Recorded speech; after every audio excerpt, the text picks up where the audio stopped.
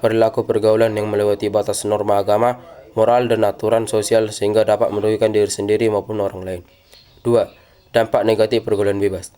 Menurunnya prestasi belajar, terjerumus ke narkoba dan alkohol, kehamilan di usia remaja, penyakit menular seksual, rusaknya hubungan dengan keluarga, gangguan kesehatan mental dan emosional.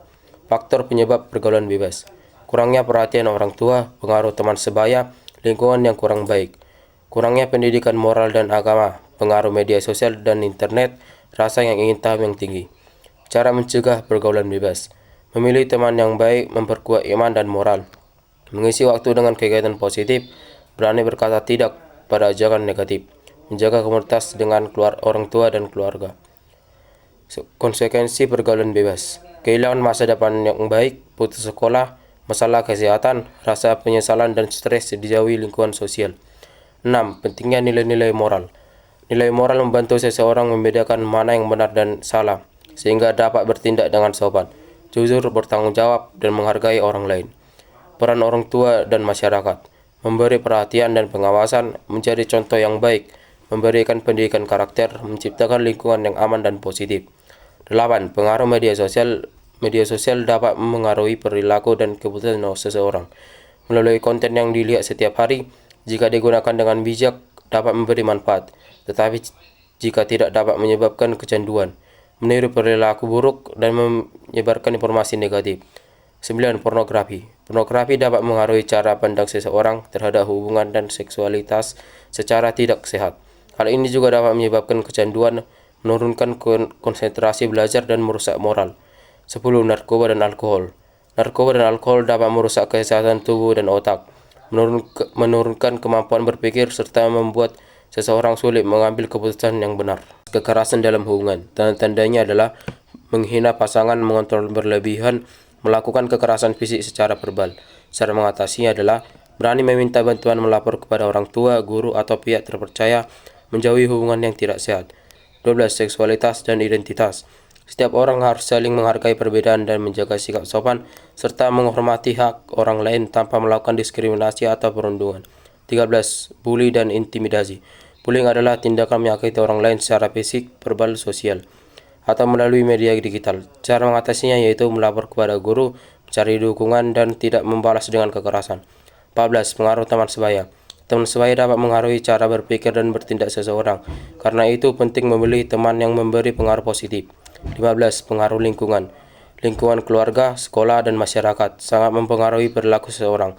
Lingkungan yang baik akan membentuk karakter yang baik. 16. Pengertian pergaulan bebas. Pergaulan sehat adalah hubungan sosial yang sesuai norma, saling menghargai, dan membawa dampak positif bagi perkembangan diri. Ciri-ciri pergaulan sehat. Saling menghormati, jujur dan terbuka, tidak memaksa, mendukung hal positif, menjaga sopan santun. 18. Cara mewujudkannya pergaulan sehat. Memilih lingkungan yang baik, mengikuti kegiatan positif, menghindari konflik dan kekerasan, menjaga komunitas yang baik. 19. Kematangan emosi. Kematangan emosi adalah kemampuan mengendalikan perasaan dan pikiran sebelum bertindak agar dapat membuat keputusan yang bijak. 20. Penggunaan teknologi yang sehat.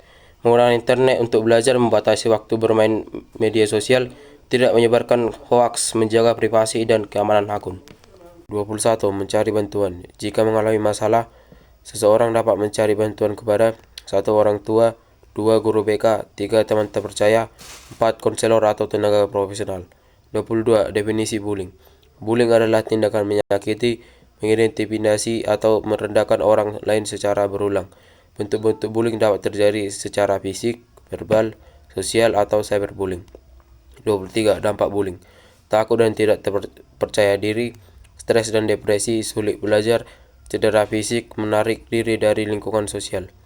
24. Tipe-tipe bullying. Bullying langsung dapat terjadi seperti memukul, mengejek. Bullying tidak langsung, mengucilkan. Cyberbullying, menghina melalui media sosial. Siapa yang terlibat? 1. Pelaku bullying, 2. Korban bullying, 3. Saksi bullying. 26. Cara mengatasi bullying. Tetap tenang dan percaya diri. Melaporkan kepada guru atau orang tua. Menyimpan bukti cyberbullying, mencari dukung teman. 27. Pencegahan bullying. Pendidikan karakter sosial anti bullying, pengawasan sekolah dan orang tua. Membuat aturan yang tegas. 28. Peran saksi. Saksi dapat membantu korban dengan tidak ikut mengejek, membela korban, melapor kepada guru, memberi dukungan moral.